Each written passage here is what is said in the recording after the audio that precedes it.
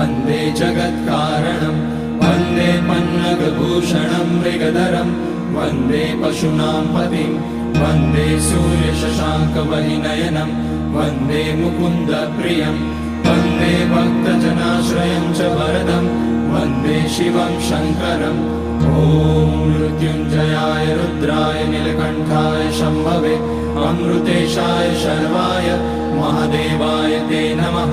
नमस्तेऽस्तु भगवन् विश्वेश्वराय महादेवाय त्र्यम्बकाय त्रिपुरान्तकाय त्रिकाग्निकालाय कालाग्निरुद्राय नीलकण्ठाय मृत्युञ्जयाय सर्वेश्वराय सदाशिवाय श्रीमान् महादेवाय नमः। ॐ नमः शम्भवाय च मयोभवाय च नमः शङ्कराय च मयस्कराय च नमः शिवाय च शिवतराय च। ॐ त्र्यम्बकं